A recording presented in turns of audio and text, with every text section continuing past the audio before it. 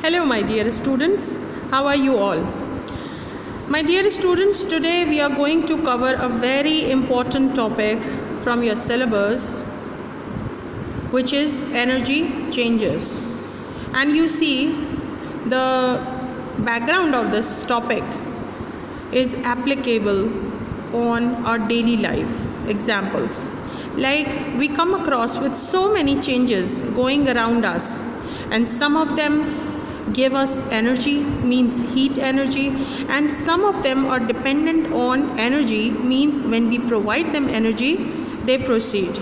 So how come a reaction can be consuming or producing energy? Today we are going to discuss a lot about it.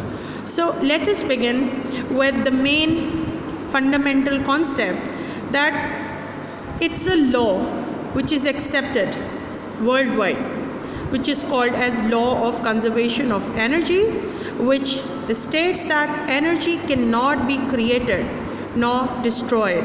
Means the energy changes its form from one to another, but energy does not diminish or end up, nor we can produce energy. All of the chemical reactions which are going around us must be changing some form of energy into another. So we see the very important point to understand that all chemical reactions involve energy changes. We don't know them, but the reactants, when are reacting to form something new as a product, there must be some exchange of energy. And the second point is that energy change is sometimes observed as a rise or decrease in temperature. So we will get to know that when a change in temperature happens. So how it is applied? We see whenever some process is taking place, we might be observing the decrease or increase in temperature. So this is one of the main symbol of the reactions proceeding. The next is on the basis of consumption or release of energy. The reactions are classified in two main forms. First, exothermic. Exothermic reactions are those processes or changes that release energy when the reactant forms the product, and this energy comes out in the form of heat or light. And the second point, that when we compare the energy of the reactants and products, we come to a conclusion that in an exothermic reaction, energy is released, means emitted. It comes out because the total energy of the product is less than the total energy of the reactant. So how we can apply this? On a general chemical equation in which a reactant is producing the product. So in terms of energies, the total energy of the product is, when we make a graph of it, this is, suppose on the y-axis we are plotting the energy, so, or the temperature. So energy of the reactant is higher than energy of the product. So we see the total energy of the product is less than that of the reactants. So these reactions are called as exothermic, in which the heat is exiting. But contrasting to this, the second type is called as endothermic, which needs energy to proceed.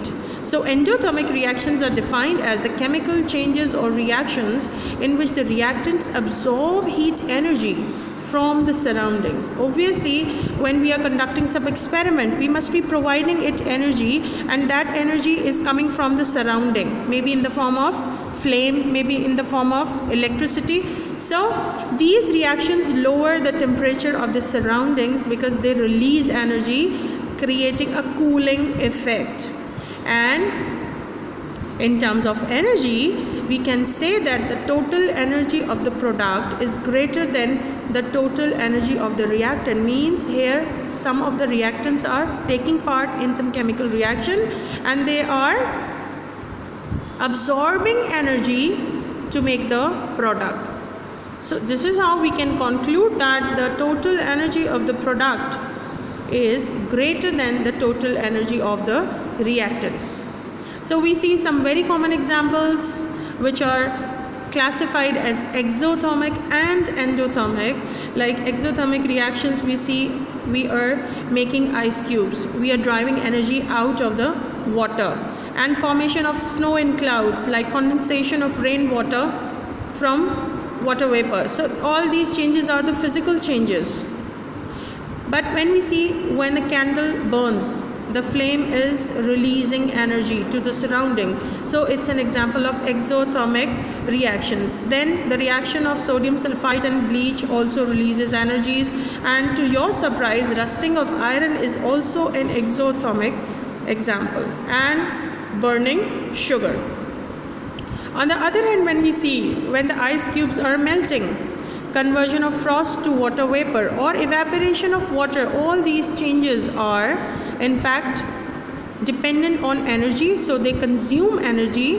That's why they are classified as endothermic reactions.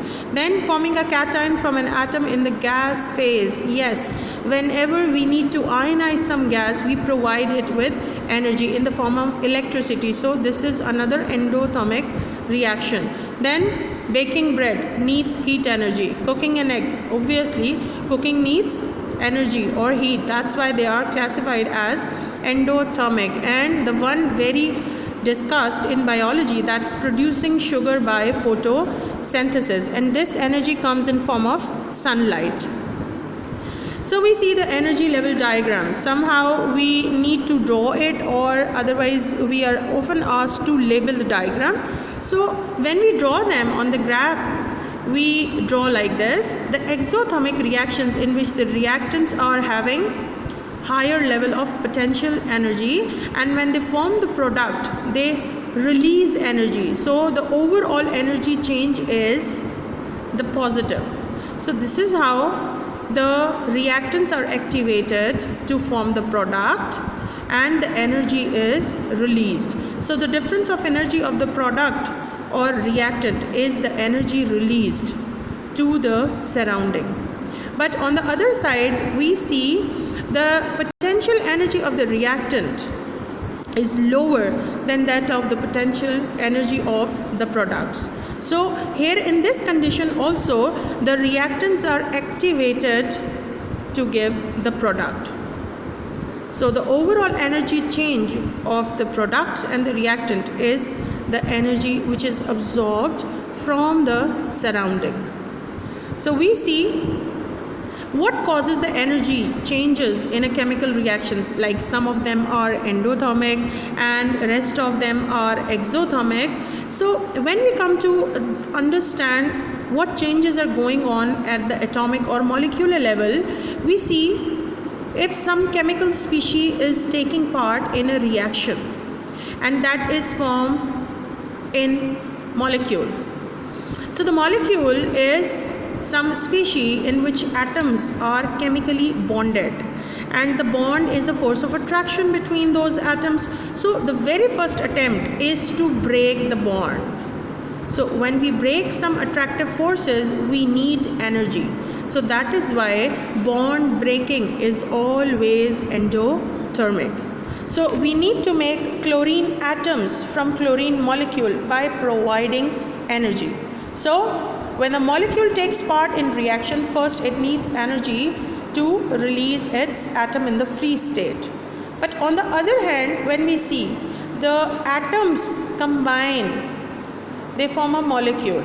You see, the atoms are always at higher energy level, and when they form the force of attraction, they become a molecule. You see, the one water molecule is made up of 2 hydrogen atoms and 1 oxygen atoms. Means 2 bonds are formed.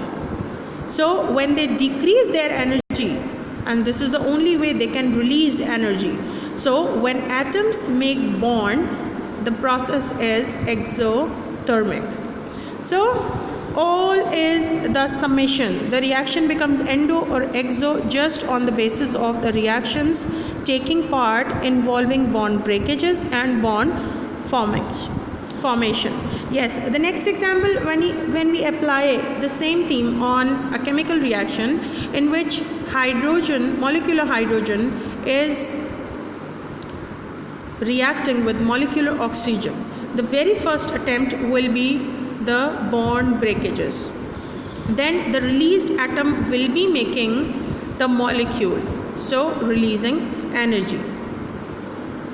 So we can conclude this, that for exothermic reactions, the total energy absorbed for bond breaking is less than the total energy released for bond making. So how much energy is absorbed for bond breaking? Is it still lesser than the total energy released for bond making?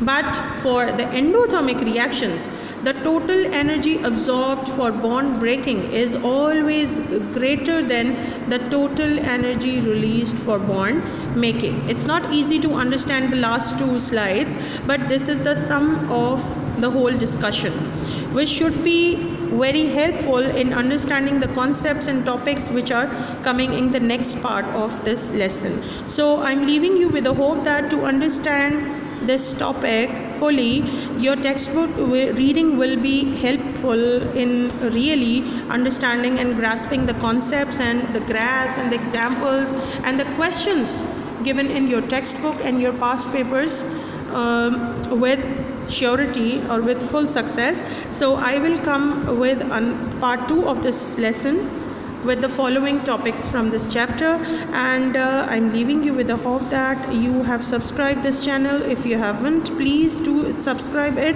and press the bell icon button also to get the recent uploads of your syllabus topics. Thank you very much.